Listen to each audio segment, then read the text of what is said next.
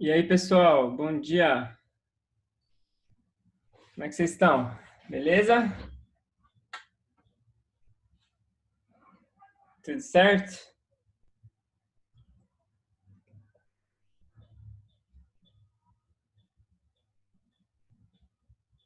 Por aqui tudo certo, Gabriel, Giovanni. Tudo certo também.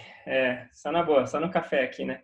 Parece que vai fazer calor hoje. Tô se preparando aí, me preparando. E aí, Guilherme? E aí, Pedro? E aí, pessoal, foi suave a lista 2? Sem crise?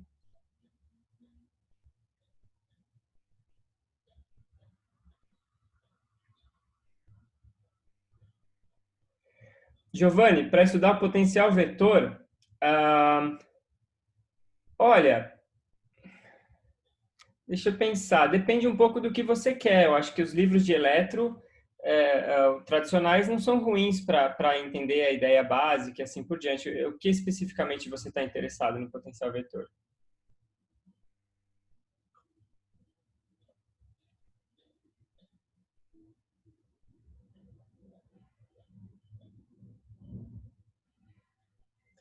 Ah, entendi. Mas o potencial vetor não é só o análogo do potencial eletrostático para magnetismo? Ou seja, essa é a forma acho que, zero de pensar, né? Depois você pode pensar em formas mais sofisticadas.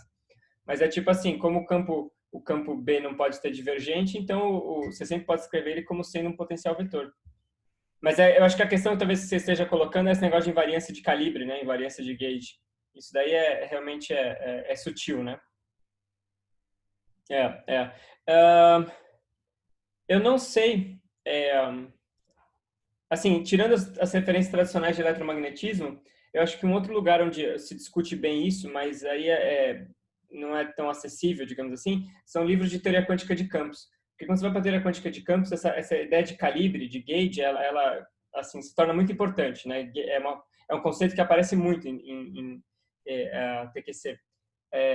Então, lá eles explicam direitinho a ideia do que é uma invariância de gauge, assim, lá explica muito a fundo, mas os livros em geral vão ser mais complicados. Beleza.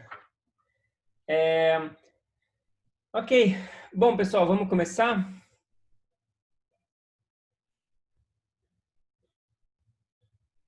Você viu a minha caneca aqui, ó? Muito bacana, né? Ela, na verdade, é do meu grupo. Foi um aluno meu que me deu, olha só. Aqui tem o IFUSP e aqui tem o logo do meu grupo de pesquisa. Olha só que beleza. É chique, né?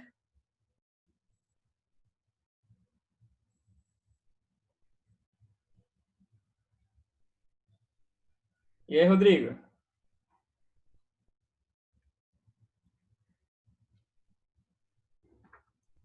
Bom, pessoal, então vamos começar. A gente continua falando da equação do calor hoje. Acho que a gente termina a nossa discussão sobre a equação do calor. E a lista 3 já está disponível, tá?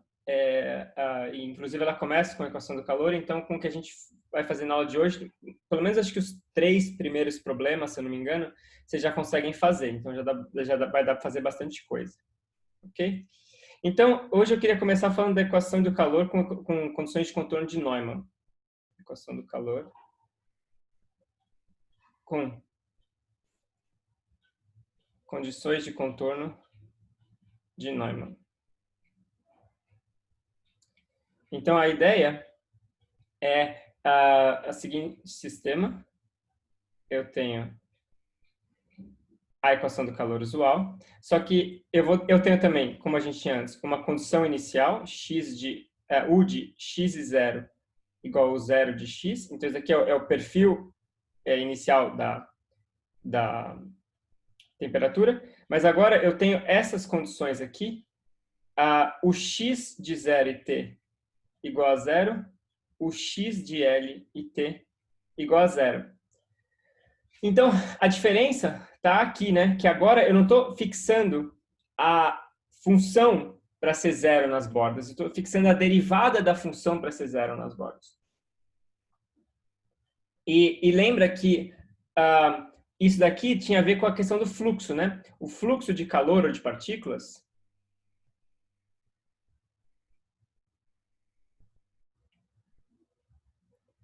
ele era em uma dimensão. A gente tinha mostrado, quando a gente falou lá de equação de continuidade, esse cara, ele é exatamente isso daqui, né? O x. Então, essencialmente, o que eu estou dizendo aqui é que o fluxo para o exterior é igual a zero. Ok? Muito bem. Então, a gente continua buscando uma equação do tipo separação de variáveis, né?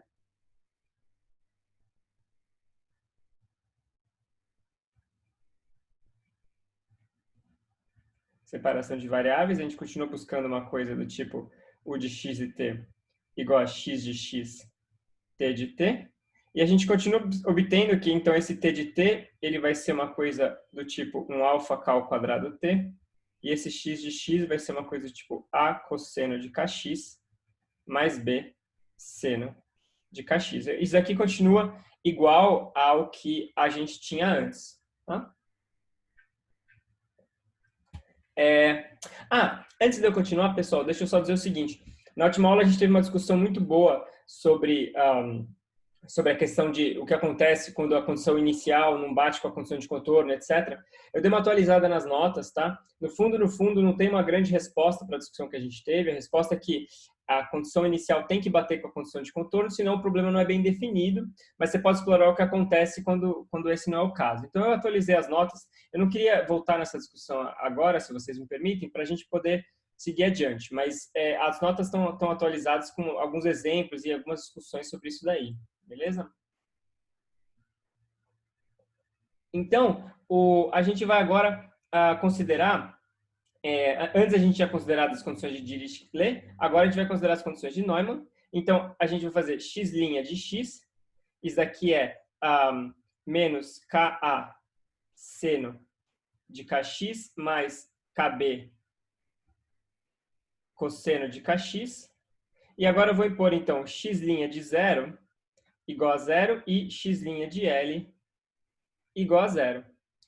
Então, x' de 0 vai ser, quando eu coloco o 0 aqui, esse termo morre, então sobra só KB. Certo? Então, daqui a conclusão que eu tenho que tirar é que B igual a 0. Você vê que aqui a coisa já é diferente, né? Antes a gente obtinha que as soluções tinham que ser senos. Agora a gente obtém que a solução não vai ter senos. Na verdade, esse termo aqui vai ser 0, né? Eu só vou ter cossenos. E agora eu obtenho x' de L. Isso daqui vai ser menos Ka seno de KL. E aí aqui, para obter uma solução não trivial, eu tenho que escolher agora de novo seno de KL igual a 0, ou seja, K igual a Nπ sobre L, com N sendo 1, 2, 3, etc. Tá? Mas tem uma sacada aqui. Na verdade, isso não é toda a história. Isso daqui é um ponto que pode ser um pouco confuso. Então, vamos ver se a gente deixa bem claro aqui. De onde vem essa condição seno de KL igual a 0? Ela vem da derivada C0 em L. Então, o que eu preciso satisfazer é seno de KL igual a 0. Em geral, a gente dizia que isso daqui tinha a ver com N igual a 1, 2, 3, assim por diante. Mas tem uma outra possibilidade nova também, que é N igual a 0. N igual a 0 também é solução. E por que a gente não usava N igual a 0 antes? Porque antes, a nossa solução, né, que eu vou escrever agora aqui, seria x de x igual a um A cosseno de um KNX. Quando a gente tinha, no caso de Dirichlet, uma solução que era seno, o N igual a 0 não tinha graça nenhuma, porque dava 0, né? É solução trivial. Só que agora, a solução, na verdade, ela é um cosseno. Então, N igual a 0 passa a ser relevante, ou seja, eu passo a ter uma solução que tem um N igual a 0. Então, essa solução aqui, ela vai valer para N igual a 0, 1, 2, 3, assim por diante. Eu continuo não precisando pegar os N's negativos, né? Porque cosseno de menos x é igual a cosseno de x. Então, o N negativo não me traz nada de novo. Mas N igual a 0 agora me traz uma solução trivial. Então, deixa eu até escrever isso aqui. N igual a 0 agora produz uma solução. Espera aí. solução não trivial. Tá claro, pessoal?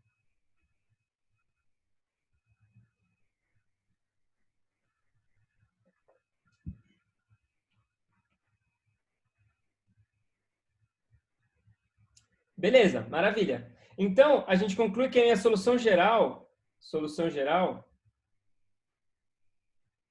ela vai ser do tipo U de x e t, igual a uma somatória, agora com n indo de 0 até infinito, de constantes a n e a menos alfa kn ao quadrado t, cosseno de knx, onde kn é igual a nπ sobre L. Ok? E essa possibilidade de haver um termo com n igual a zero, ela é super importante. Né? Esse termo n igual a zero, ele tem uma física muito profunda por trás dele. Porque n igual a zero significa k igual a zero. E k igual a zero significa que esse modo não decai no tempo. Né? Então, eu vou até usar essa palavra aqui, esse modo k0 igual a zero não decai no tempo. Essa palavra modo, ela é usada assim de forma não muito precisa, mas essencialmente um modo é cada um desses termos da série de Fourier, tá? Ou seja, é só, sei lá, meio uma gíria, assim. Esse termo com k0 igual a zero, ele não decai no tempo, porque ele vai ter exponencial de zero, que é 1. Então, vale a pena a gente separar, né? Então, vamos separar aqui.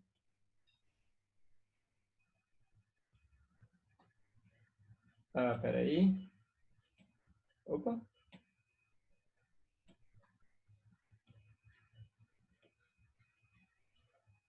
Vamos separar então, ou seja, eu vou escrever assim, U de x e t.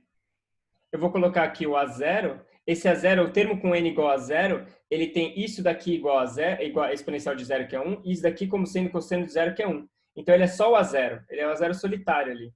Mais somatória, n indo de 1 até infinito, de 1 a n, e a menos alfa, kn ao quadrado t, cosseno de knx. E aqui, por último, a gente, em geral, para ficar que nem série de Fourier, a gente coloca um A0 sobre 2 aqui. Então, a gente reparametriza, né? Reparametrizamos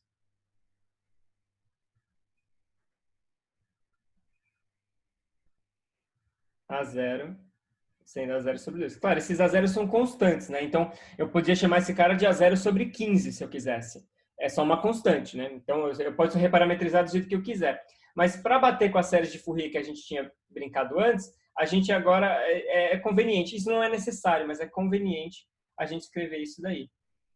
Então, essa daqui é a minha solução geral, tá? Do problema de Neumann. Beleza, pessoal? Perguntas?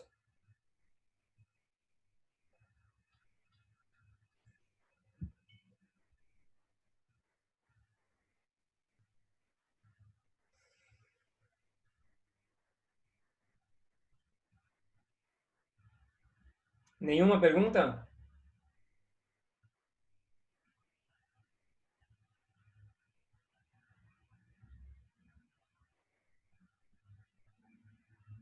Beleza. Então, por último, de onde vem agora as constantes AN? Então, essas constantes AN vêm das condições iniciais, né?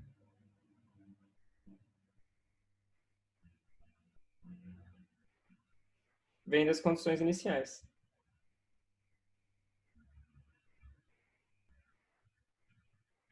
Então, U de x t igual a zero é A0 sobre 2, mais somatória n indo de 1 até infinito, de AN cosseno de knx, e isso aqui tem que ser igual a o zero de x, né? As condições iniciais, U de x e zero, igual a um certo o zero de x.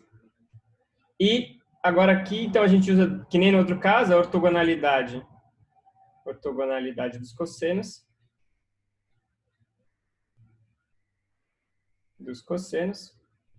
Para concluir, então, que esse AN a fórmula que eu estou simplesmente copiando a fórmula que a gente tinha desenvolvido para os BNs lá, né? Não tem muita novidade.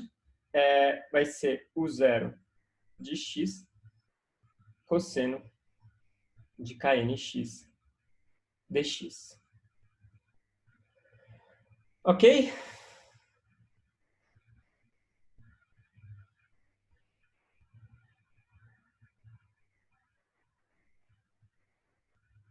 Perguntas?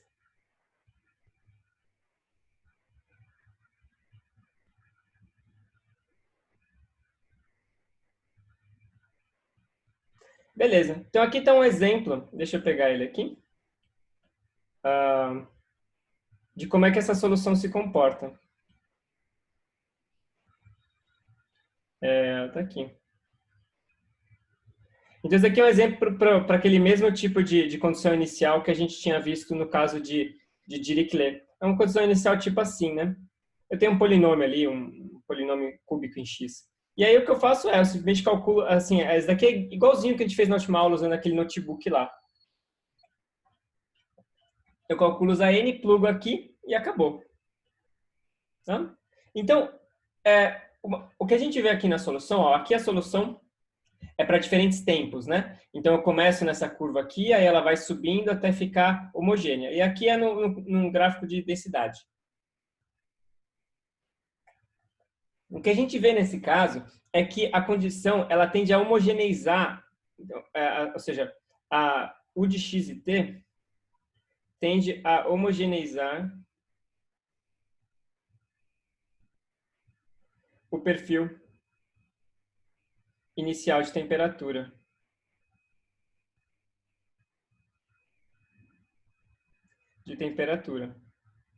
Então você vê que você começa com um perfil onde está quente no meio e frio nas bordas.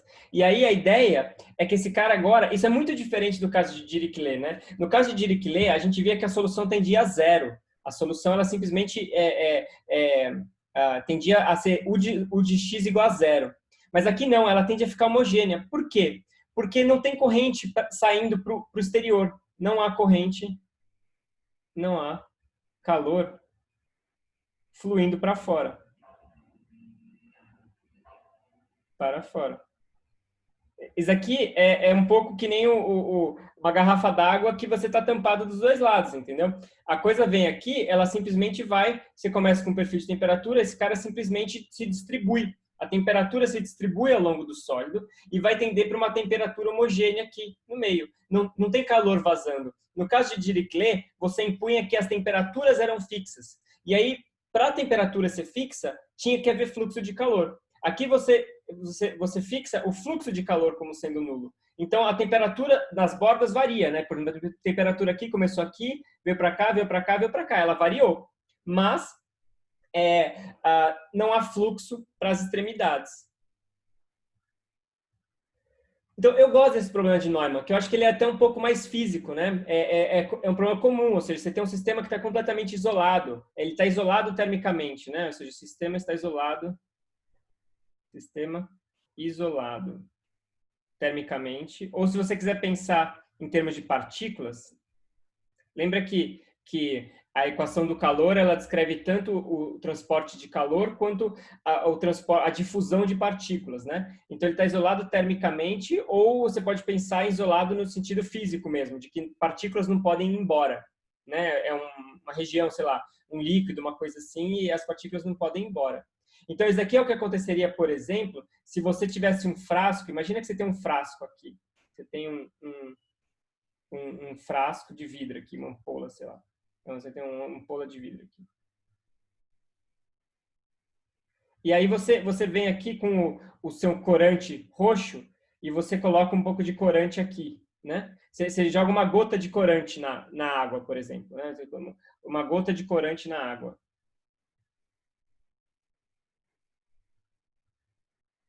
E aí você espera.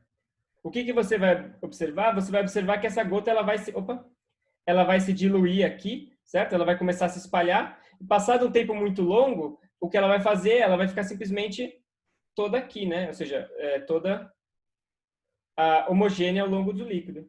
Né? Ou seja, ela vai se espalhar de forma homogênea.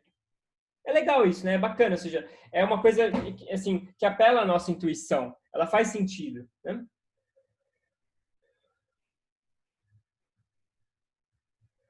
Pedro, por que que é interessante o mudar de valor nas pontas? Eu não estou impondo nada sobre as pontas.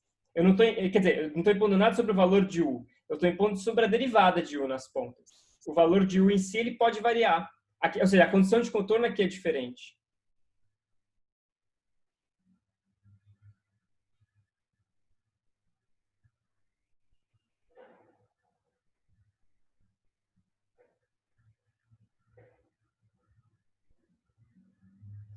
Não, a derivada não precisa ser. Se a derivada ali é zero, simplesmente. O que significa a derivada ser zero? Significa que a função ela tem que ser tipo assim, ó. Quer ver? Ó? Isso daqui é uma função de derivada zero. Ó. Isso daqui, ó. Tá vendo? Isso é sempre derivada zero. Você vê que a função ela vem aqui, ela curva aqui, ó. Ela faz assim, ó. Uou. Hã? Essa é mais ou menos a ideia. Ou seja, a função com derivada zero, ela entra aqui no zero horizontalmente.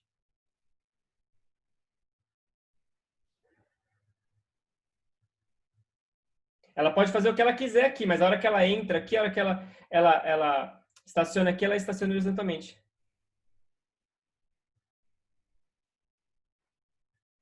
Isso, a derivada parcial com relação a x, né? Por um instante de tempo. Isso, boa. Essa é a sacada de EDPs, né? Tem que separar a derivada com relação a quê? Uhum.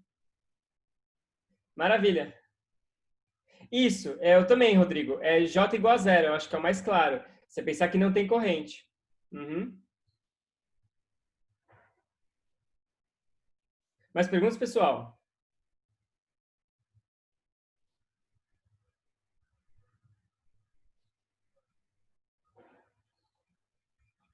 Ok. Então, esse exemplo, ele mostra claramente que quando você não tem corrente para as bordas, o perfil inicial de temperatura tende a se distribuir ao longo da barra. Mas seria interessante entender exatamente o que é conservado, ou seja, que grandeza que realmente não muda com relação ao tempo. Então, isso incita essa ideia da gente buscar por grandezas conservadas.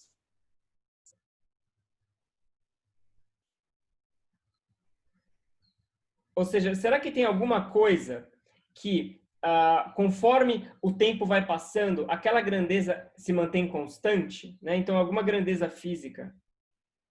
Alguma grandeza física. Física que não muda no tempo?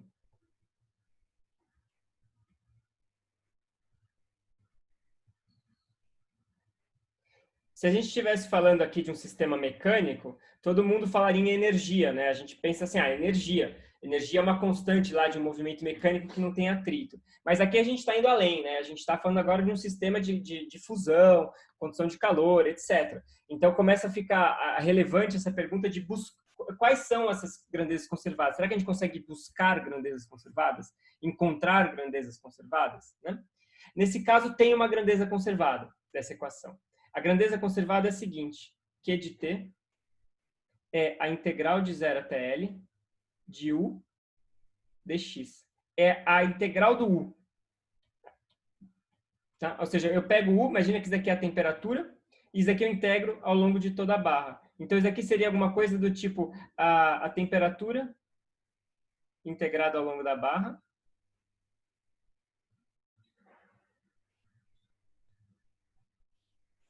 Ou a gente pode pensar em termos de difusão, que aí fica até mais legal, né? Em termos de difusão, isso aqui é o número total de partículas.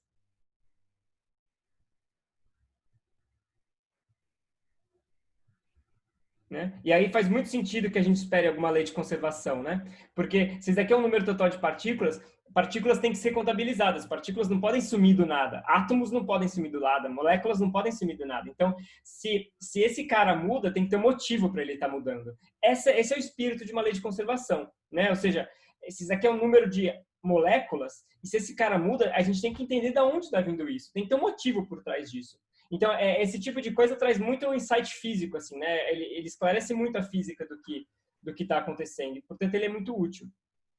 Então, a gente vai mostrar agora que esse cara ele é conservado para problema de Neumann, né? É conservado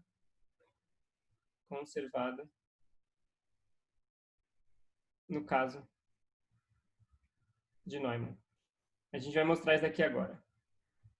Então, qual que é a ideia? A ideia é, a gente começa com essa equação aqui, U de t igual a alfa UXX. Tá? E a gente vai integrar esse cara de 0 até L dos dois lados. Tá? Por que a gente vai fazer isso? Porque aí esse lado aqui, ele pode ser escrito como sendo ddt da integral de 0 até L de u dx. Eu estou supondo que tudo é suave aqui, que não tem que se preocupar com nada. A integral é em x, enquanto que a derivada é em t. Então, aqui eu posso colocar a derivada para fora, né? Ou seja, essa derivada não interfere com essa integral. E como a função eu estou supondo que ela é contínua e blá, blá, blá, não tem problema nenhum. Ok? E agora, o lado direito, o que eu faço? Ou seja, o que eu faço com esse cara aqui? Eu posso escrever isso aqui como sendo alfa integral de 0 até L de del x de ux dx. Né? Então, olha só, o que eu fiz? Eu escrevi esse cara como sendo, digamos assim, é meio óbvio, né? Ou seja, uxx é del x de ux. É óbvio, tem que ser assim, né? Claro. Mas por que eu escrevi isso daqui aqui? Porque isso daqui agora pode ser escrito como sendo alfa. Isso daqui é a integral da derivada, né? Ou seja, é a integral da derivada de uma função. Então, isso daqui é a função avaliada nos extremos. Então, isso daqui é ux avaliado em L e t menos ux avaliado em 0 e t. Né? Tudo bem, pessoal? Tá claro esse passo? Se não tiver, por favor, me interrompam e perguntem, a gente discute.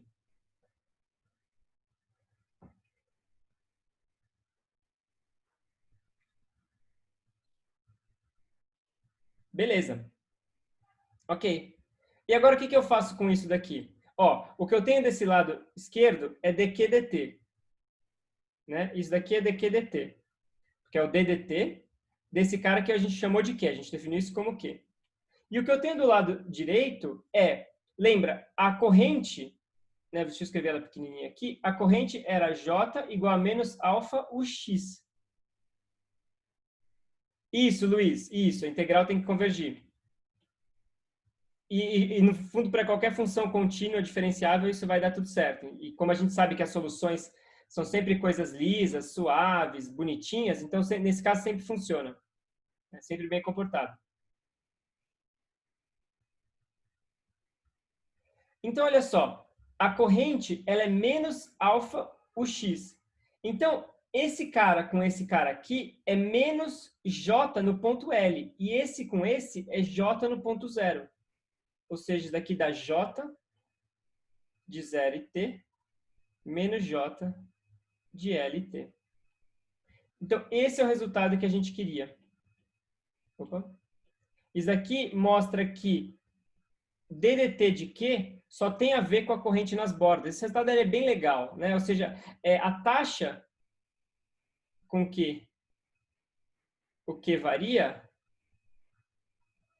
só depende das correntes nas extremidades.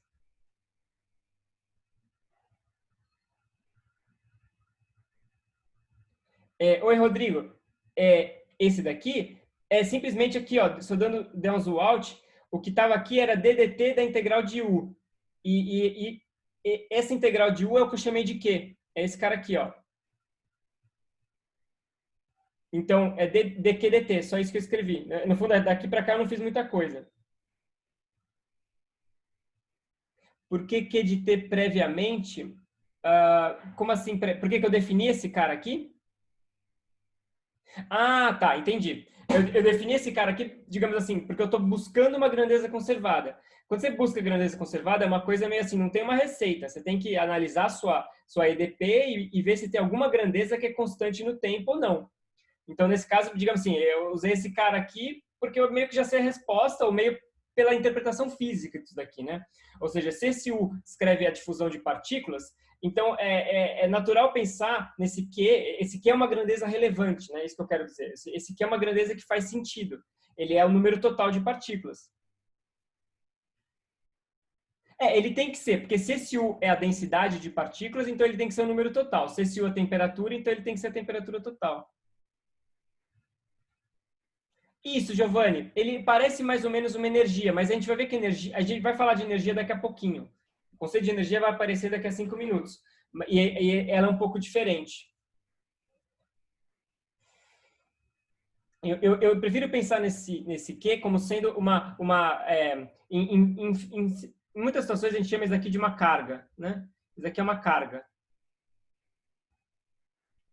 Carga é um termo meio genérico para dizer assim, é uma grandeza com, sei lá, que representa tipo um número de partículas, uma coisa assim, né? Está integrando uma densidade, né? Então está integrando o número de partículas a um número total de partículas. Né? E aí a conclusão então que a gente chega é que esse dQdt, em geral, ele vai mudar, né, no tempo. Só que se ele mudar no tempo, a origem física dessa mudança tem a ver só com as correntes nos dois lados, nas duas extremidades. Né? Então, isso aqui, ele abre duas opções legais. A primeira opção é no caso de Neumann. No caso de Neumann, a gente tira aqui J de L de 0 e T é igual a J de L e T, e isso daqui é igual a zero. Portanto, dq dt igual a zero, ou seja, Q igual a constante. Ou seja, vocês veem que no caso de Neumann, isso daqui agora explica por que a gente estava obtendo uma grandeza conservada. Isso aqui explica por que essa homogeneização estava acontecendo. Ela estava acontecendo porque o número de partículas aqui é constante, é fixo. Então, se você começa com um perfil não uniforme de partículas e você solta o sistema, esse cara vai começar a se distribuir aqui para os dois lados e, eventualmente, as partículas vão se assentar e tender a uma coisa aqui que é absolutamente homogênea. Né? E é isso que essa equação aqui está dizendo. Ela está dizendo que se esses j são nulos, então esse dqdt é igual a zero e, portanto, que é uma constante. Isso é uma coisa bastante, assim, meio profunda, é muito legal, assim, é muito forte, né? Que você vê essa lei de conservação emergindo da sua EDP. Né? Isso aqui realmente é uma lei de conservação.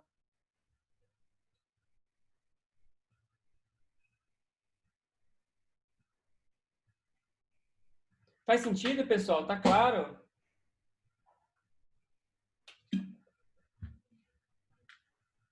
Então, Rodrigo, mas aqui isso daí tem a ver com qual a interpretação física da EDP, né?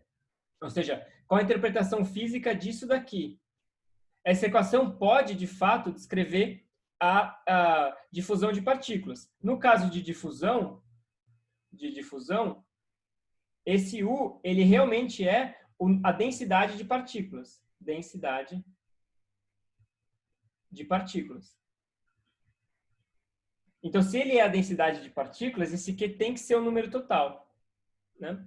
Aí tem que lembrar talvez um pouco de onde que começou isso daqui. Né? Lembra que eu comecei dizendo que essa equação aqui ela é uma equação fenomenológica. Ela não é derivada de alguma lei fundamental. Ela é uma equação fenomenológica para descrever algum tipo de fenômeno que é observado com frequência. Nesse caso, a difusão de partículas, esse U seria a densidade, e aí então faz sentido que ou seja, essa equação ela é consistente com a noção desse U como sendo uma densidade. No fundo é isso.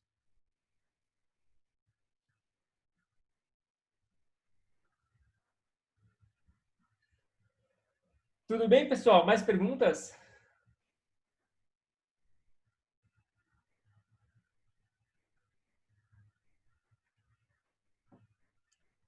Um outro caso legal de se estudar é o caso de Dirichlet. Então, no caso de Dirichlet, a gente tinha que esses caras aqui, eles são diferentes de zero. No caso de Dirichlet, você tinha corrente, né? Mas lembra, no caso de Dirichlet, que a gente tinha, em tempos longos, se a gente colocasse U aqui, ele ia tender para uma interpolação linear entre duas temperaturas.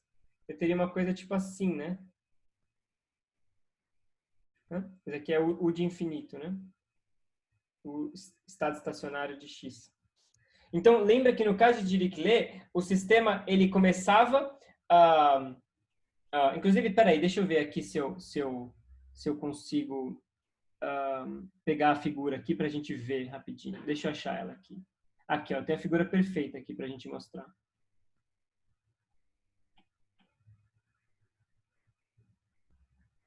Ó, vocês lembram aqui no caso de Dirichlet? Posso até apagar meu desenho feio aqui, ó. No caso de Dirichlet eu tinha isso daqui, né? Eu tinha o sistema começava de um jeito aqui, tá vendo? Ele começava num certo perfil de temperatura e ele ia evoluindo até eventualmente convergir para esse perfil aqui, que era uma linha reta.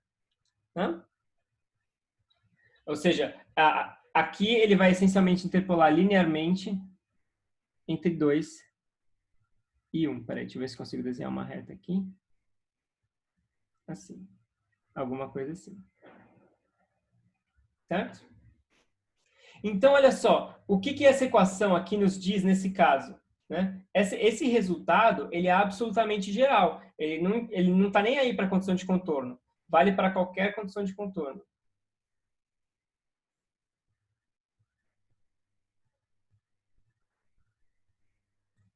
Condição de contorno. E o que acontece nesse caso? Olha só, nesse caso a gente vê que para t finito, dq dt é diferente de zero. Mas quando t vai para infinito, esse u de x e t, ele tende para o u estado estacionário de x, que é independente do tempo. Independente do tempo. Portanto, dq dt é igual a zero. E daqui então chega finalmente que j de zero, j steady state, estado estacionário aqui, sei lá, de zero, igual a j estado estacionário de L para tempos longos. Eles são diferentes de zero. Diferentes de zero.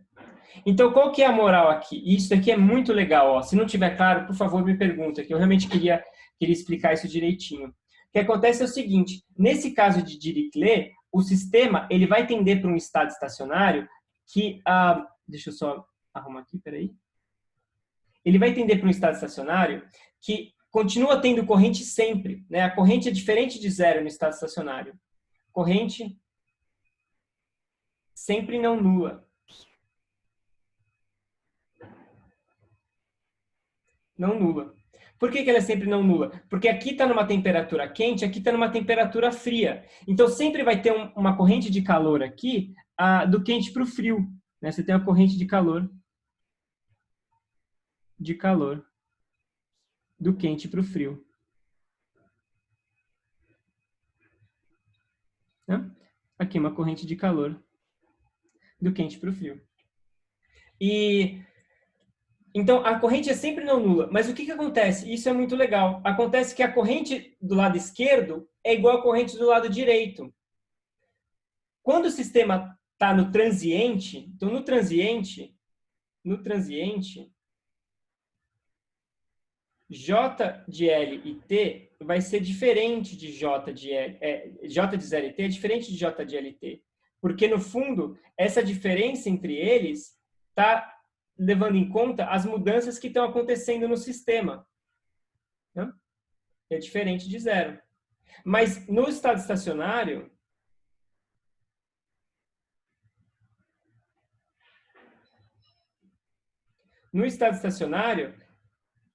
o sistema não está mais mudando no tempo. Então, a quantidade de partículas ou a temperatura do sistema, ela não está mais mudando no tempo. Esse cara agora ele é constante. Mas J de 0 e T igual a J de L e T, só que ambos são... Desculpa, L. Vou colocar um SS aqui. J SS de 0 igual a J SS de L. E eles são diferentes de 0. Então, isso é o que a gente chama de um estado estacionário de não equilíbrio. Estado estacionário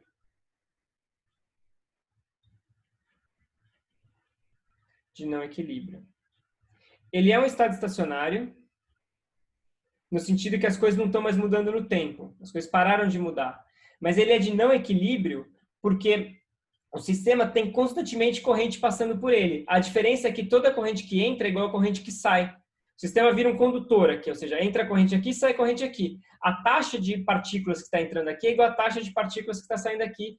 O calor que está entrando aqui é igual ao calor que está saindo aqui. E o sistema em si não está mais mudando. Tudo bem, pessoal? Faz sentido?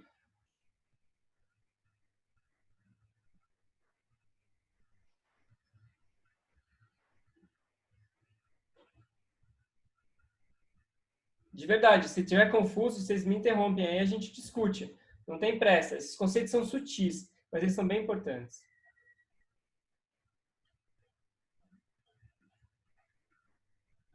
Diga, Paulo. Aí seria um caso de equilíbrio, Rodrigo. Se as correntes são ambas nulas, aí é equilíbrio. Mas se as correntes são iguais e não nulas, é um estado estacionário de não equilíbrio. Beleza, Paulo. Se quiser, pode falar aí. Pode formular a dúvida, não tem pressa, não. Se quiser falar no microfone, fica à vontade.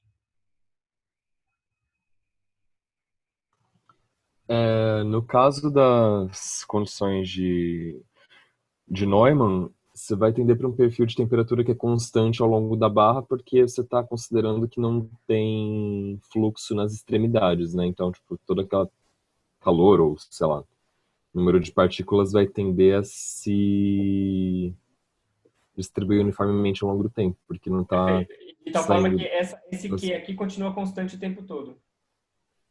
Sim. Aí no caso de Dirichlet, eu não entendi o que acontece nesse caso direito, na verdade. Porque aí você vai ter, assim, eu entendi assim, que ele vai tender para o estado estacionário, né, que é o que você tem um perfil de temperatura que não é constante, mas que ele tende a manter a temperatura nas extremidades naquele, né, nos valores iniciais, mas tipo, meio que homogeneizando no meio da barra, né, ficando no perfil linear.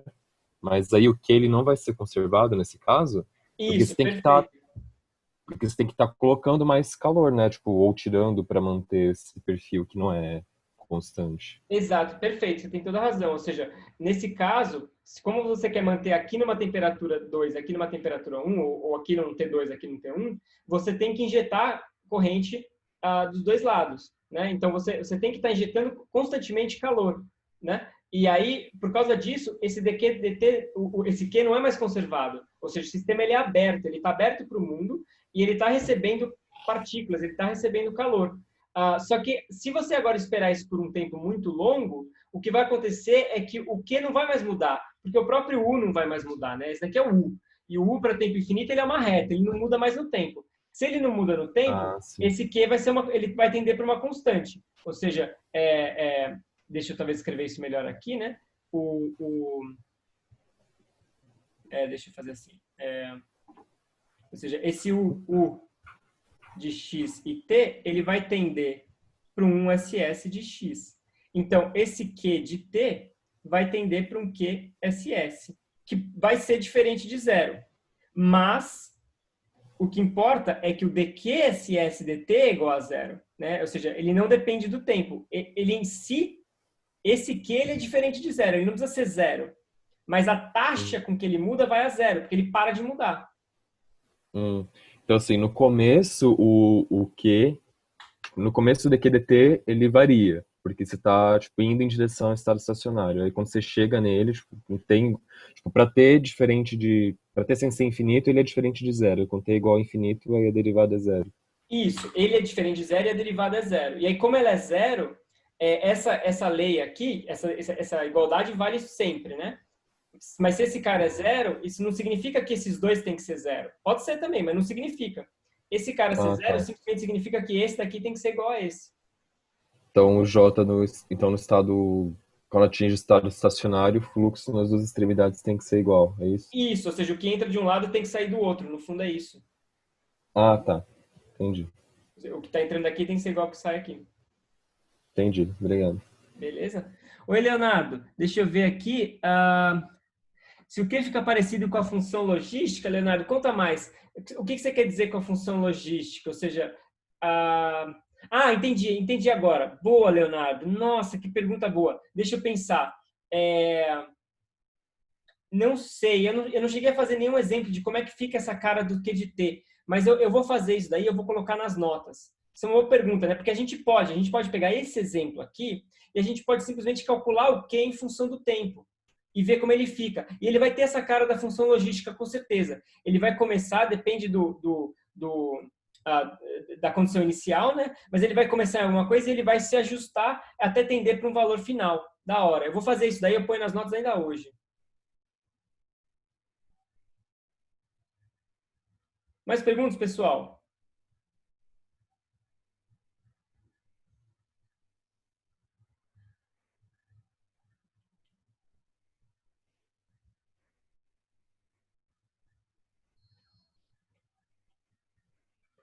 Não? Então agora vamos falar de unicidade. Unicidade da solução.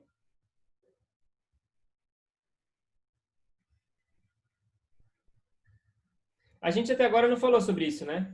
Eu meio que dei um migué, digamos assim. A gente escrevia uma solução e eu abanava as mãos assim, a gente somava as soluções e falava, essa solução é a solução geral. Até agora a gente não mostrou que, de fato, a solução ela é única, né? Que a solução dos problemas que a gente resolveu aqui são, de fato, únicas. Então, agora chegou essa hora. Né? Então, eu vou considerar aqui o problema de Dirichlet. Eu vou considerar o seguinte problema.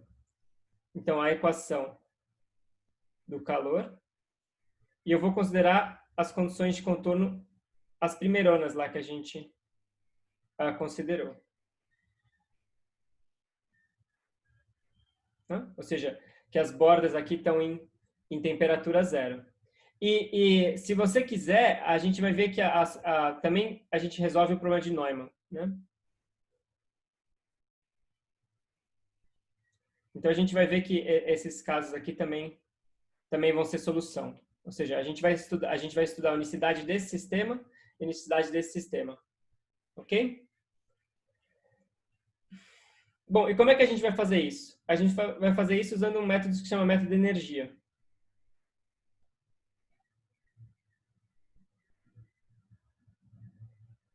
Eu vou colocar uma energia entre aspas aqui. No caso do calor, não tem energia não, tá? Ou seja, energia não é aquela coisa física que a gente chama de energia. É que no caso da equação de onda, quando a gente falar da equação de onda, lá vai aparecer energia e energia. Né? Então, deixa eu até escrever isso aqui. No caso da equação de onda,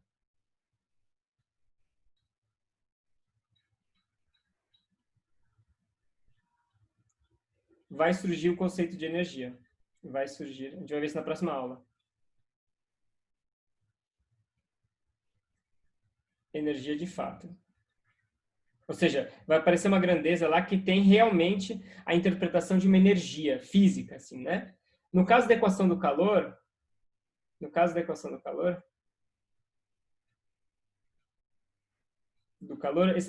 gente vai estudar uma grandeza que não é bem energia. Energia não vai ser bem energia, não será uma energia no sentido físico da palavra. A gente só chama ela de energia porque ela vai ser parecida com a grandeza que vai aparecer lá na equação de onda. Lá vai aparecer uma grandeza que vai realmente ser uma energia. Aqui vai aparecer uma grandeza estranha aí, matemática, que não tem uma interpretação física muito profunda. Mas ela vai ser parecida com o que vai vir lá na frente. Então, a gente chama isso de energia. Tá? Então, qual que é a ideia? A ideia é a seguinte. Né? Então, qual que é a ideia? Começa com essa equação aqui. U de t igual a alfa UXX. Agora, eu vou fazer o seguinte. Eu vou multiplicar dos dois lados por U e vou integrar de 0 até L dx. Então, eu vou pegar os dois lados da equação, eu multiplico por U, integro de 0 até L. Então, eu vou ficar com integral de 0 até L, U vezes UT dx, igual a alfa integral de 0 até L, U, UXX dx. E o que eu vou fazer agora em diante, eu vou jogar essa equação para um lado e para o outro, e vou brincar um pouco com esse cara para escrever isso de uma forma que seja mais sugestiva. Mas antes disso, vamos parar, respirar. Eu quero saber, vocês têm alguma dúvida? Está claro o que a gente está falando aqui? Eu estou fazendo algum sentido? Eu estou fazendo zero sentido? A gente não tem pressa, pessoal.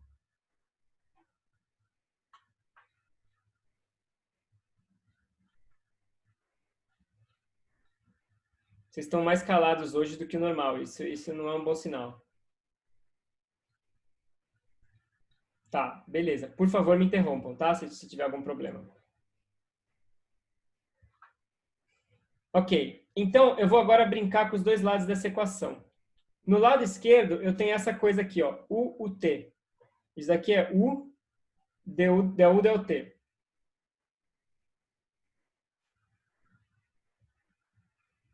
Ah, boa, Rodrigo. Tá. Então faz assim, ó. Eu vou discutir isso, Rodrigo, assim que a gente falar de energia. Então, esse conceito de energia, ele vai aparecer primeiro, e aí, assim que eu terminar de falar com ele, aí eu vou falar bem o que significa unicidade, prometo. Beleza? Se eu esquecer aí, você me dá um toque, Rodrigo, mas a gente vai falar bem sobre isso. E aí, Anderson, qual que é a ideia de multiplicar por U? A ideia, assim, é uma certa malandragem. Nessas horas não tem, digamos assim, uma receita de bolo definida do que tem que ser feito. Eu estou multiplicando por U porque eu quero manipular essa equação para encontrar grandezas que façam algum sentido ou que sejam úteis. Isso daqui aparece em todos esses tipos de EDPs e não tem uma receita do que fazer. Tipo, alguém um dia teve essa sacada e sacou que essa manipulação que eu vou fazer agora leva para algo útil. Mas é muito difícil motivar por que eu estou fazendo isso de antemão. Quando a gente chegar na resposta final, a sua pergunta vai estar respondida. Você vai falar, ah, entendi. Claro, ele fez isso para chegar onde ele queria chegar. Mas a intuição de que caminho levar, isso não existe. Tem que ser realmente... É uma coisa delicada, assim. Não é muito ciência, é meio arte, assim, sabe? Tipo, essas sacadas e tudo mais. Tá? Mas a sua pergunta vai ser respondida daqui a 2 minutinhos quando a gente chegar na resposta do que sai disso daqui. O que eu posso te dizer, né, Anderson, é que é uma operação válida, ou seja, se eu tenho uma EDP desse tipo, eu posso fazer o que eu quiser com ela. Eu posso multiplicar, eu posso integrar, né? Ou seja, eu posso sair fazendo manipulações à vontade, não tem nada de errado com isso. Que nada, física não é objetiva, não, é arte aqui, tem as malandragens aí. Mas então, olha só, vamos ver o que sai disso daqui. Então, eu vou brincar com o lado esquerdo um pouquinho. Aqui eu multipliquei por 1, então eu fico UUT. UUT, né, por definição, é U, du, dt. E agora eu vou escrever isso de um jeito conveniente. Eu vou escrever isso aqui como sendo 1 meio do del t de U ao quadrado. E agora eu acabei de responder sua pergunta, Anderson. Por que eu multipliquei por U e integrei? Ou melhor, por que eu multipliquei por U? Porque aí eu obtenho uma coisa que é del t de U ao quadrado. É o del t de uma coisa positiva aqui. Então, essa integral aqui, o t dx, ela pode ser escrita como sendo ddt da integral de 0 até L de U ao quadrado sobre 2 dx. Ou seja, eu consigo escrever a coisa como é tipo uma energia cinética, né? Tipo energia cinética.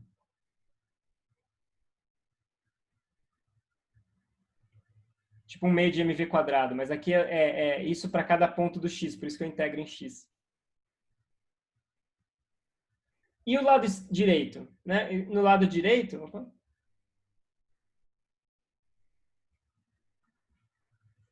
eu tenho U vezes UXX. Então, o que eu vou fazer? Eu vou integrar por partes. Integro por partes. Então, eu vou escrever integral de 0 até L de U vezes UXX dx. Lembra, qual que é a intuição de integrar por partes, né? Integrar por partes é transferir uma derivada. É isso que você faz quando você integra por partes, né? Você pega a derivada de uma função e você transfere para outra, às custas de um termo cruzado. Então, isso aqui é U vezes UX, é o termo cruzado, e o que aparece aqui é UX dx. Na integração por partes é transferir uma derivada. Eu peguei esse x aqui, joguei para cá. Só que eu tenho um termo cruzado aqui entre eles. Só que vocês veem que legal, esse termo cruzado aqui ele é igual a zero, né? Ele é igual a zero porque, no caso de Dirichlet, eu tenho U de 0 e T igual a U de L e T igual a 0. E no caso de Neumann, eu tenho o x de L de 0 e T igual ao x de L e T igual a 0. Então, em ambos os casos, esse termo cruzado aqui é 0. Portanto, eu chego que isso daqui vai ser simplesmente integral de 0 até L de U xx dx é menos integral de 0 até L de ux ao quadrado dx. Então, combinando agora, né, eu tinha essa equação aqui. Lado esquerdo, lado direito. Aqui está o lado esquerdo.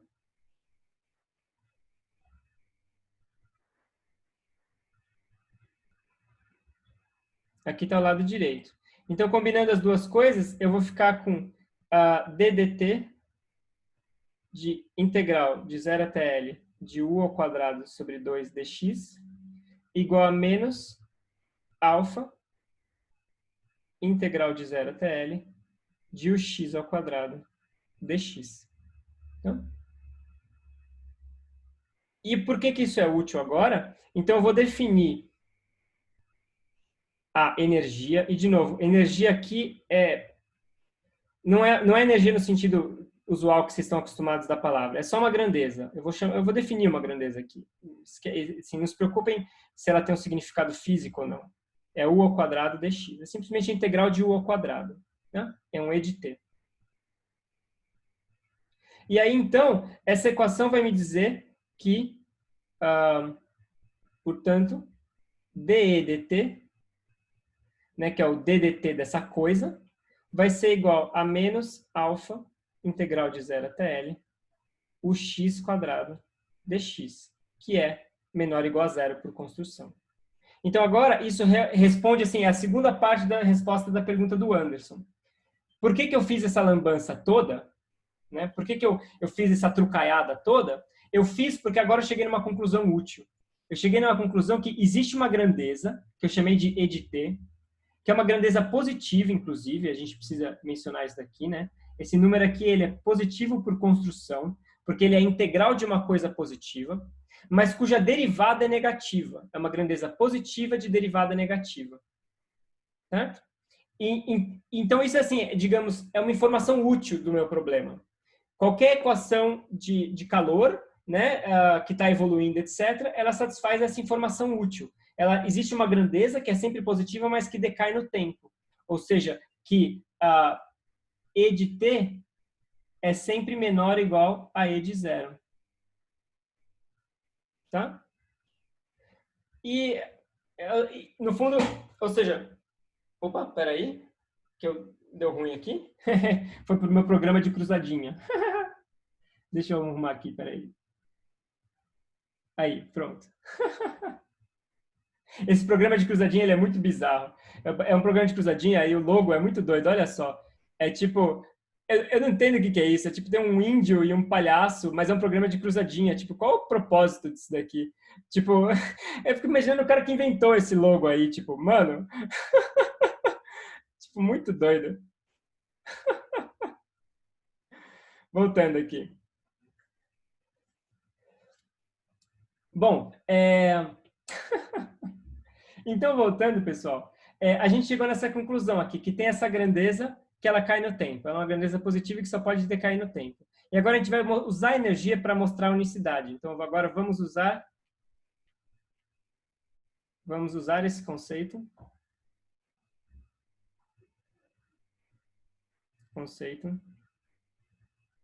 para demonstrar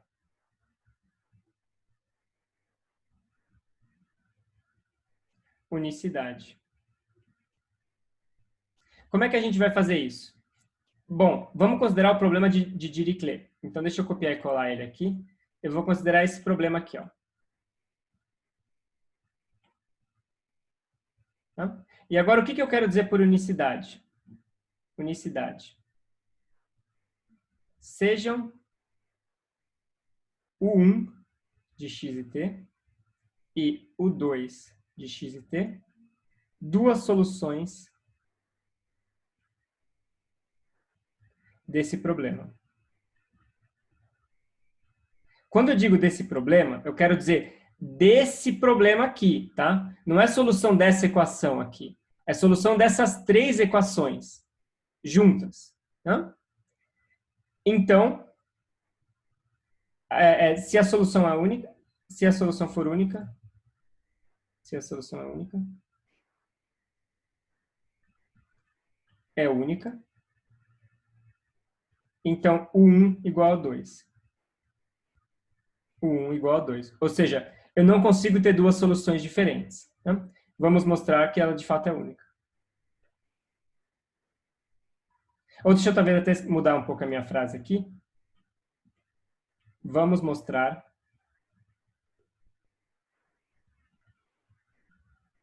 que o 1 igual a um 2. Tá? Ou seja, a solução é única.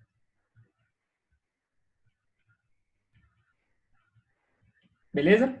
Então, qual que é a ideia? Essa equação, por si só, ela tem um monte de soluções. A gente viu isso. A gente viu que tem soluções lá, seno, cosseno, qualquer combinação linear. Essa equação, por si só, ela tem infinitas soluções. Ela não define uma solução única. Agora, esse problema aqui, né, ou seja, definido por isso daqui, esse é o problema inteiro, ou seja, a equação, as condições de contorno e as condições iniciais, essas três coisas aqui, isso daqui vai ter uma solução única. Então, se a gente encontrar uma função U que satisfaz isso e isso e isso, essa solução é única, não existe nenhuma outra. Essa é a ideia. Ok? Como é que a gente vai fazer isso? Então, sejam o 1 e o 2 duas soluções. Eu quero mostrar que elas são iguais e defina V como sendo o 1 menos o 2. Ou seja, V é aquela solução que é a diferença das duas soluções. Então, primeiro lugar, V vai satisfazer a equação do calor por linearidade. Né? Por linearidade, se o 1 satisfaz essa equação e o 2 satisfaz essa equação, então V também tem que satisfazer. Segundo lugar, V de 0 e t e V de L e t tem que ambos ser zero, porque se o 1 de 0 e t é zero e o 2 de 0 e t é zero, 0 menos 0 tem que dar zero. E 3, V de x e 0 tem que ser igual a zero. E esse é o ponto mais importante. Ou seja, como o 1, eu estou supondo que o 1 e o 2 são duas soluções dessa equação. Como o 1 de x e 0 tem que ser o zero e o 2 de x e 0 também tem que ser o zero, então a diferença entre eles tem que ser zero. Então, o v de x, ele satisfaz o v de x e t satisfaz esse problema. Ou seja, esse daqui é o problema completo que o v de x e t satisfaz. Mas agora a gente sabe que a energia associada a esse problema, que é a integral 1 meio da integral de 0 até L de v ao quadrado dx, v de x e t ao quadrado dx, isso daqui só pode ser menor ou igual que a energia de zero, porque a gente mostrou isso daqui, né? Que tem que ser, por sua vez, deixa eu talvez ganhar um espacinho aqui, vou colocar isso aqui embaixo. Isso tem que ser menor que isso. Peraí, deixa eu ver aqui. Tá bom. Tem que ser menor que E de zero, que é 1 meio da integral de 0 até L de V de x e 0 ao quadrado dx, que por sua vez então é zero, porque V é igual a zero, pois V é igual a zero. V de x e 0 é igual a zero. Então vocês veem, a solução desse problema, vou chamar esse problema aqui de problema 1. A solução V de x e t de 1 tem que ser tal que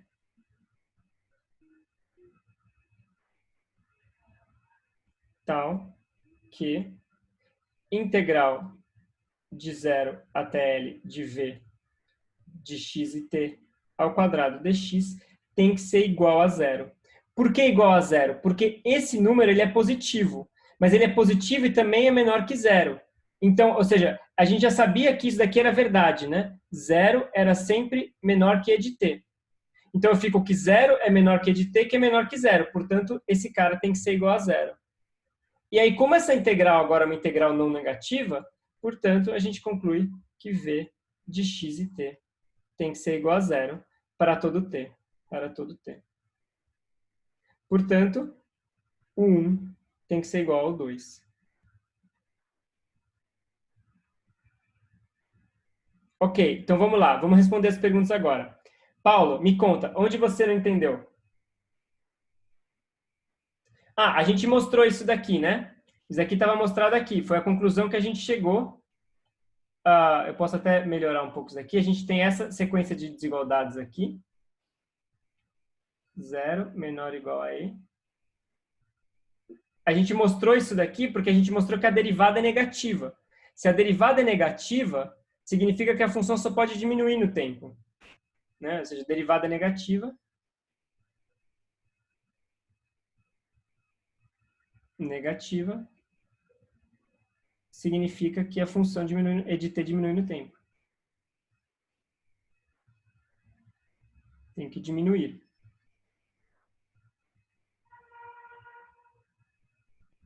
No tempo. Então, e essa outra desigualdade aqui, ela vale porque esse e é uma grandeza positiva, né? É por construção. Então, e é uma coisa que está entre e0 e 0. Né? O mínimo do e de t é 0 e o máximo é a energia inicial. Então, o que isso aqui está representando?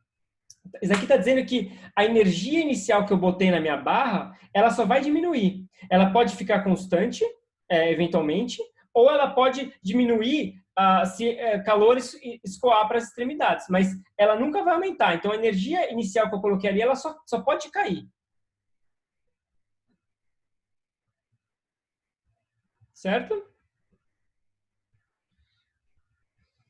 E, Luiz, o que aconteceria se não houvesse unicidade? O que acontece quando não há unicidade é que você pode ter várias soluções da mesma equação. Então, por exemplo, a gente viu que essa equação aqui, só para dar um exemplo, né? Um exemplo de sistema que não tem unicidade.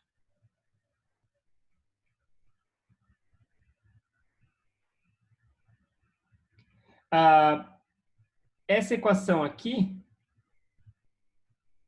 o xx, só ela tem como solução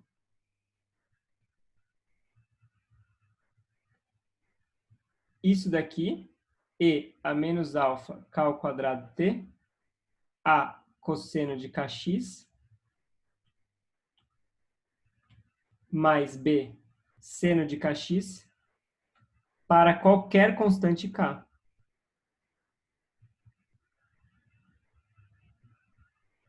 Então, essa equação por si só, ela não dá nada legal, porque essa equação por si só, ela tem infinitas soluções. Para qualquer constante k, qualquer escolha, escolhe k igual a 42. Se colocar k igual a 42 aqui, isso aqui é uma solução disso daqui. Então, a solução não é única. Né? Então, essa equação por si só não tem uma solução única. O que tem a solução única é a equação com as condições de contorno e as condições iniciais. É esse sisteminha de equações aqui que vai ter a solução única. Tá? Esse cara aqui. Então, essa é um pouco a ideia. No caso do Neumann também, Giovanni, unicidade do mesmo jeito. Aí eu deixo para você como exercício demonstrar. A prova é idêntica ao que eu fiz aqui. É só pegar, em vez de pegar, né, voltando aqui, em vez de pegar esse conjunto de equações, trocar essa do meio por essa daqui, e as provas são idênticas. Deixa eu pensar, Márcio. Como é que eles iam diferir num conjunto num conjunto enumerável de pontos? Você disse que a integral ainda assim não daria zero. Mas aí será que não entra no argumento de continuidade, Márcio?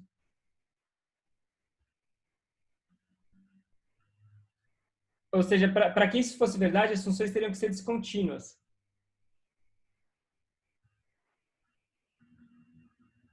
Eu acho que mas você tem razão, essa é uma sutileza. Uhum.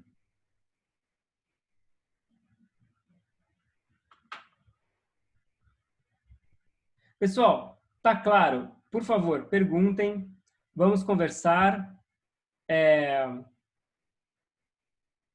Eu acho que agora a gente está entrando em aspectos mais difíceis, a matemática fica mais complicada, a gente tem que usar conceitos que a gente aprendeu antes e misturar coisas. Então, ou seja, eu não estou com pressa, eu acho que essa lista eu quero fazer ela mais tranquila.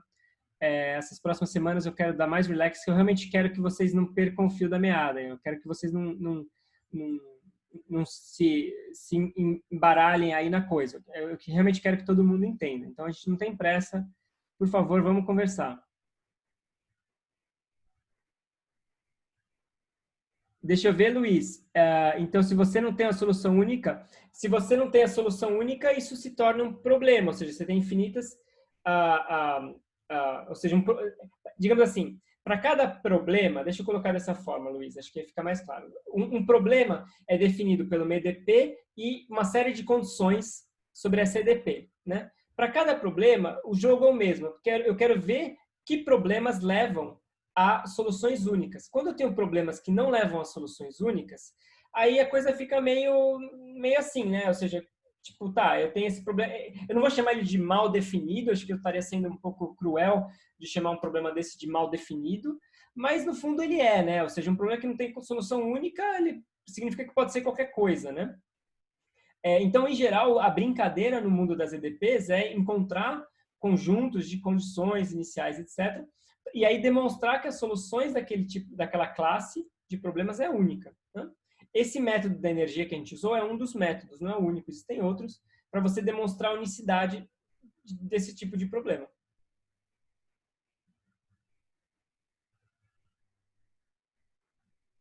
Fisicamente, a gente não gosta, né, do ponto de vista físico, a gente não gosta de problemas que não têm soluções únicas, né? Você imagina assim, sei lá, você despeja um frasco de corante na água, você imagina que esse problema tem que ter solução única, né? Ou seja, o negócio vai fazer uma certa coisa. Se eu coloco uma barra de ferro no fogo, o que vai acontecer ali tem que ser único, né? Não posso, tipo assim, coloquei a barra de ferro no fogo e sei lá, às vezes acontece uma coisa, às vezes acontece outra. A gente imagina que as leis determinísticas da física têm que ser soluções únicas, né? Do ponto de vista físico, a gente quer uma coisa desse tipo. Então, por isso que a gente busca tanto unicidade de soluções. Então, Rodrigo, essa é uma boa pergunta. Os sistemas caóticos, eles têm solução única também. A diferença é que as soluções elas são muito sensíveis às condições iniciais. No sistema caótico, se você começa uma condição inicial que é, sei lá, y de 0 igual a 0,1 ou y de 0 igual a 0,1, 0,0000001, sei lá, duas condições iniciais muito parecidas, para tempos longos elas tomam caminhos completamente separados. É isso que é o caos, né? Caos são equações diferenciais ordinárias que, se você toma condições iniciais quase iguais, passado um tempo longo, ela vai cada uma para um caminho completamente diferente.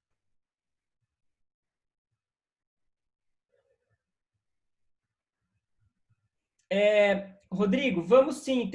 Inclusive, já na lista 3 ali, eu já disponibilizei o notebook do Matemática para vocês usarem. Tá? Vocês podem usar o notebook e fazer esses plots bacanas. Aí, quanto mais bacana, melhor.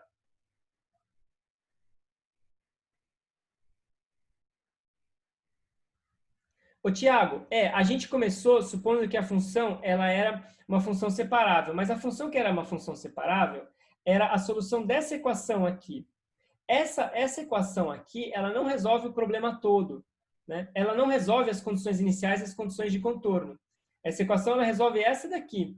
Então, a solução que a gente tomou como separável resolvia só a EDP, mas não as condições de contorno iniciais.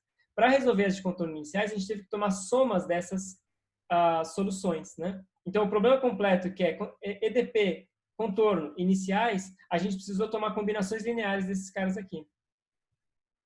Pode, Paulo. Pode sim.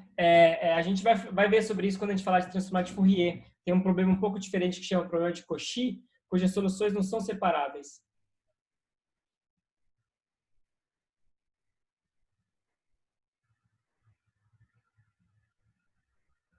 Rodrigo, ela é única no domínio da barra. Isso, o resto não importa. Perfeito, perfeito. Nesse caso de condições de Cauchy, a condição de Cauchy é tipo uma barra infinita, sabe? Quando você fala a condição de Cauchy, é tipo assim, você pega a barra e toma ela para menos infinito até mais infinito. E aí aparecem coisas diferentes.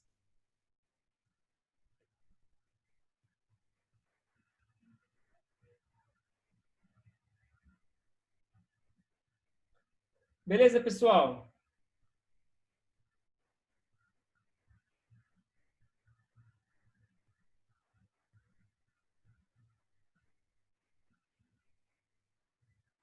Bacana, né? Também acho.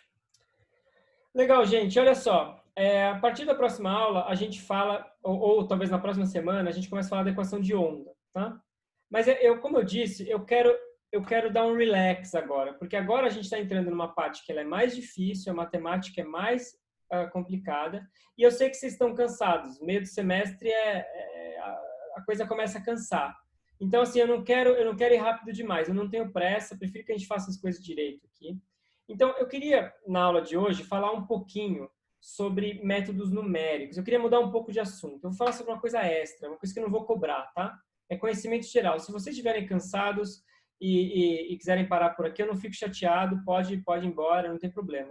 Eu vou falar um pouquinho na aula de hoje e um pouquinho no começo da próxima aula sobre métodos numéricos. Como é que a gente resolve essas EDPs e como é que a gente resolve essas EDOs no computador. Isso é conhecimento geral, não vai ser cobrado, tá? Se vocês tiverem alguma coisa para discutir sobre o que a gente falou na aula de hoje, que foi equação de Neumann, grandeza conservada, energia e unicidade, a gente pode conversar também, não tem problema. Se não, eu vou falar um pouquinho sobre essa parte de métodos numéricos para a gente, sei lá, espairecer um pouquinho.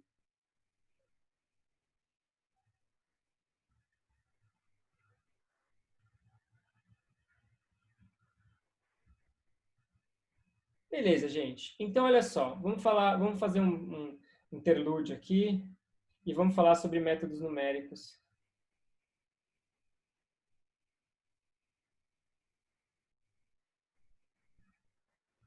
Numéricos para a solução de EDPs e EDOs.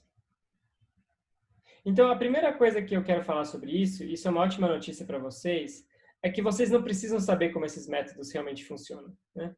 Nos dias de hoje, a gente não precisa, então, nos dias de hoje, não faz o menor sentido implementar o seu algoritmo. Não implemente o próprio algoritmo.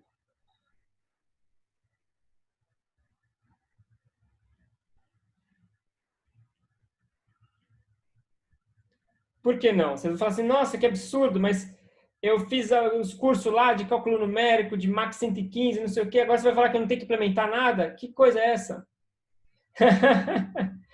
Eu vou tentar dar alguns argumentos, tá? De por que em geral, você não tem que implementar o seu próprio algoritmo. Bom, o primeiro argumento é o seguinte, ou seja, EDOs e EDPs, gente, é um negócio bilionário, tá certo? Previsão do tempo depende de EDPs. O mercado financeiro é modelado com EDPs. Ou seja, tem muita gente aí investindo muito dinheiro e muito potencial humano também, né? Muito potencial intelectual em algoritmos ultra sofisticados para resolver esses negócios aqui. Os algoritmos mais modernos, os algoritmos top, que são usados nas bibliotecas assim, tipo matemática, Python, etc., você não vai entender o que eles estão fazendo ali, não. Eles são ultra sofisticados. É um nível de sofisticação inimaginável. É só você pensar que, às vezes, esses algoritmos, eles são a tese de doutorado de alguém trabalhando em ciência da computação.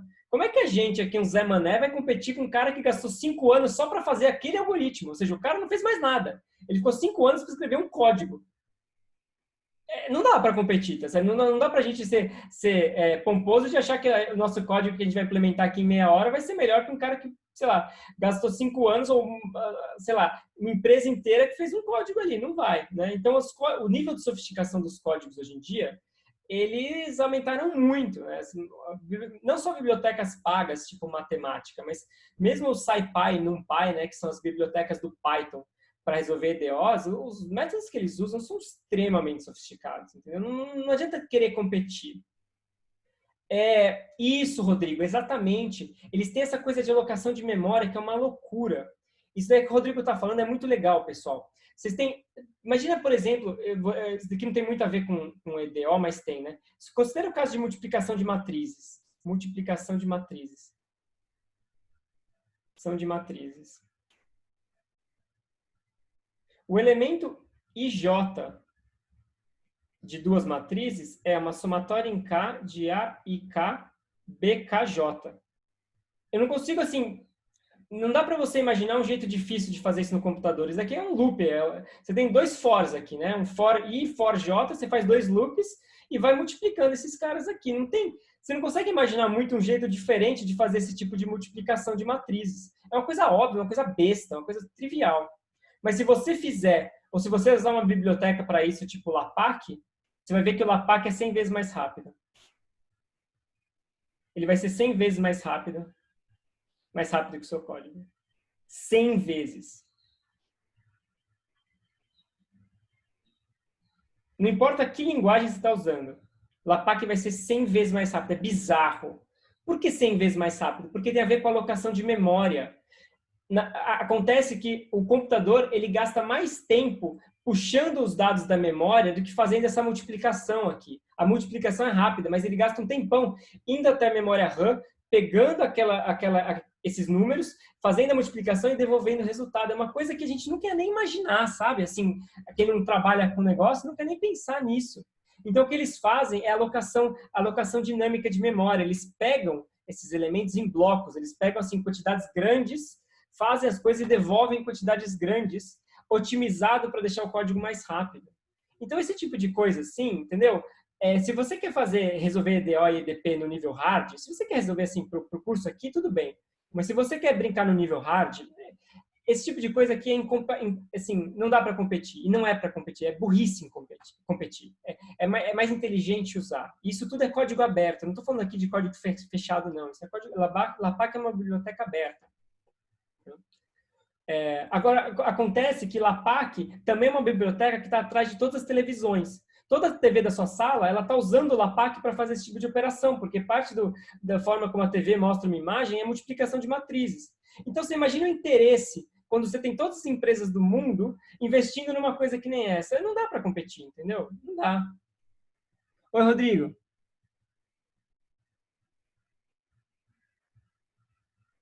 Isso, é perfeito, Rodrigo. É isso mesmo. É muito louco isso. Então, esse daqui, assim, isso, no fundo, é um argumento muito forte de que, assim, nos dias de hoje, você tem que escolher suas batalhas, entendeu, pessoal? Escolha suas batalhas. Não adianta você querer implementar tudo do zero. Isso é burrice. No matemática, ou no Python, ou no MATLAB, você pode resolver uma EDO em uma linha. O código para resolver é uma linha. Uma linha. E aquele código vai ser 100 mil vezes mais eficiente que o seu algoritmo que você vai demorar 3 semanas para implementar. Então, tipo assim, tem que pensar nisso, sabe?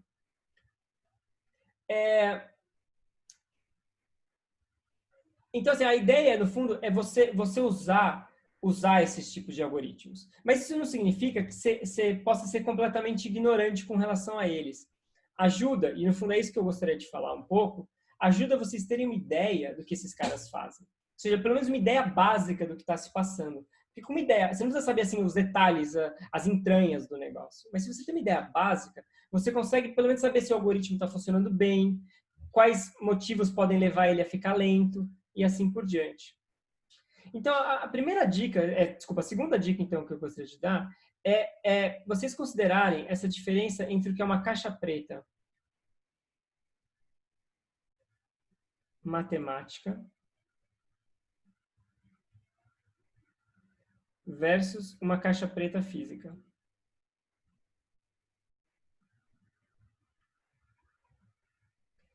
O que é uma coisa e o que é outra? Uma caixa preta matemática caixa preta eu quero dizer uma coisa que você não sabe exatamente o que ela está fazendo, tá?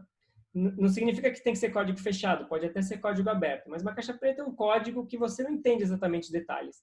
Eles têm umas coisas ali que são complicadas, são técnicas. Você não sabe exatamente o que ele está fazendo. Mas uma caixa preta matemática, ela vai resolver uma operação bem definida. Raízes de um polinômio,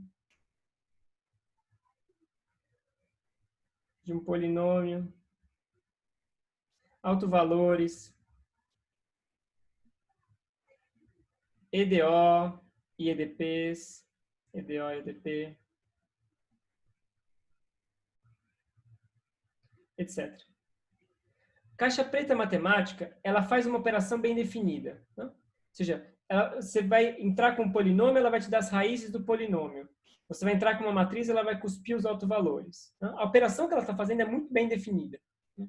Uma caixa preta física, por outro lado, é alguma coisa do tipo, resolve a segunda lei de Newton, segunda lei para um sistema de partículas. Um sistema de partículas.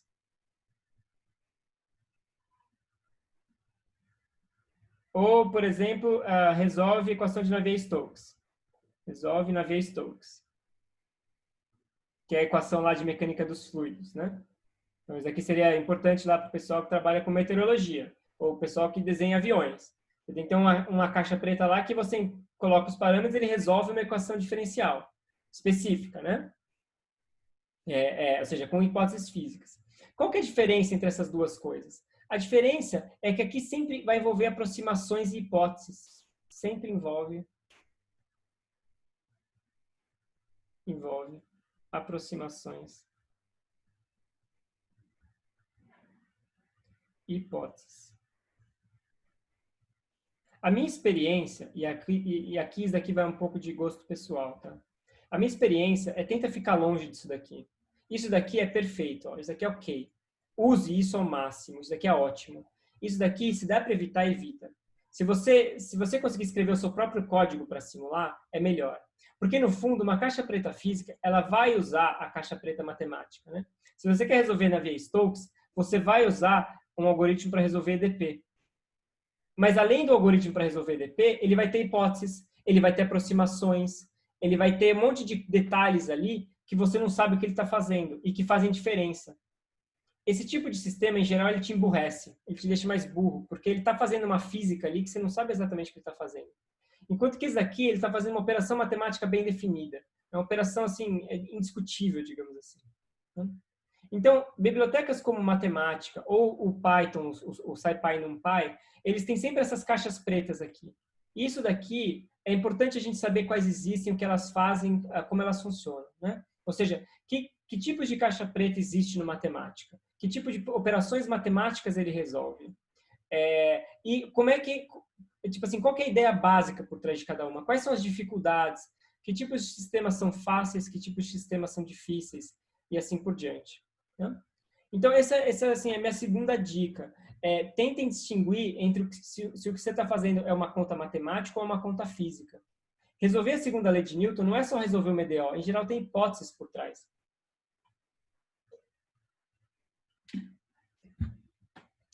Isso aí, Rodrigo. Dependendo da equação, você tem métodos específicos. Você tem hipóteses específicas e assim por diante. Exatamente. Então, quando a gente fala agora de equações diferenciais, em geral, a gente resolve EDPs mapeando elas em EDOs. Então, a forma padrão de se resolver uma EDP é você transformar ela numa EDO. E a forma padrão de resolver uma EDO é através do negócio que a gente chama de diferença finita. Diferença finita. Então, eu queria falar um pouco sobre isso daqui. Eu acho que isso daqui realmente ajuda a gente. Uma vez que a gente entende esse conceito de diferença finita, a gente entende, digamos assim, as dificuldades básicas que um algoritmo enfrenta. Né? Onde estão os desafios de um algoritmo? Né? Eles estão nessa ideia de diferenças finitas. Né? Então, qual que é a ideia? Vou falar então rapidinho sobre isso daí. Vamos falar de diferenças finitas.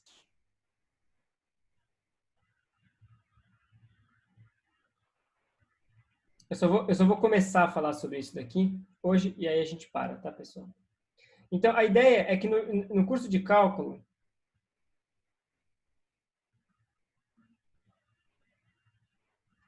a gente define a derivada de uma função como sendo o limite de ΔX tendendo a zero, de f de x mais ΔX, menos f de x, dividido por ΔX. Ou a gente também pode definir isso daqui como sendo o limite de ΔX tendendo a zero, de f de x menos f de x menos ΔX, dividido por ΔX. É a mesma coisa. Ou também a gente pode definir isso daqui aqui como sendo f de x mais ΔX, menos f de x menos ΔX, sobre 2 ΔX. É tudo a mesma coisa, né? É a mesma coisa. No curso de cálculo, na teoria, digamos assim, no mundo do papel e caneta, isso é absolutamente idêntico a isso, é absolutamente idêntico a isso. Porque quando você toma o limite do ΔX tendendo a zero, tudo fica igual, tudo se torna a mesma coisa. Mas do ponto de vista do computador, isso não é verdade. Do ponto de vista do computador, expressar isso daqui como uma derivada, ou isso daqui como uma derivada, ou isso daqui como uma derivada, faz diferença. Então, nos computadores,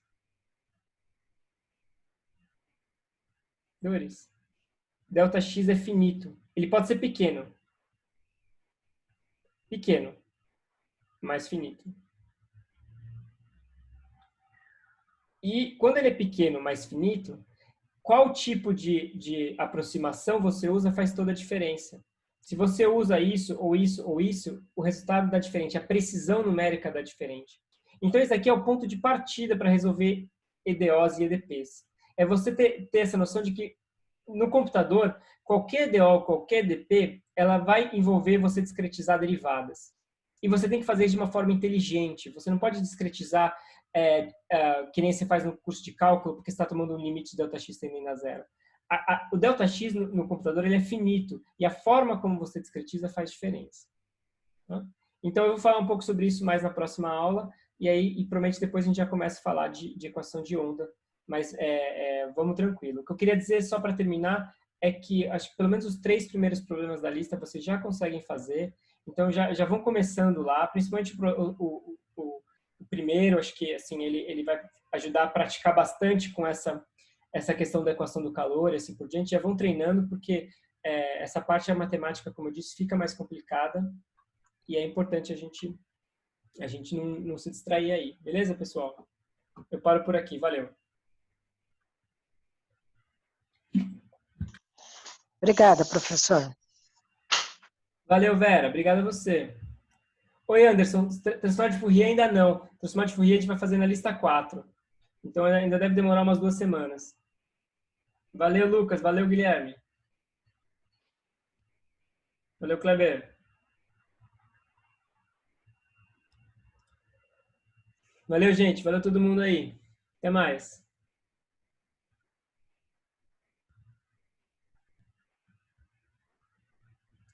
Valeu, valeu. Até mais. Tchau, tchau, gente. Oi, Rodrigo. Não vai ter aula não, Rodrigo. Semana que vem acho que é o feriado. Na verdade, eu vou até confirmar isso daí, Rodrigo, e eu te falo, tá? Eu vou confirmar. Valeu, gente. Até mais.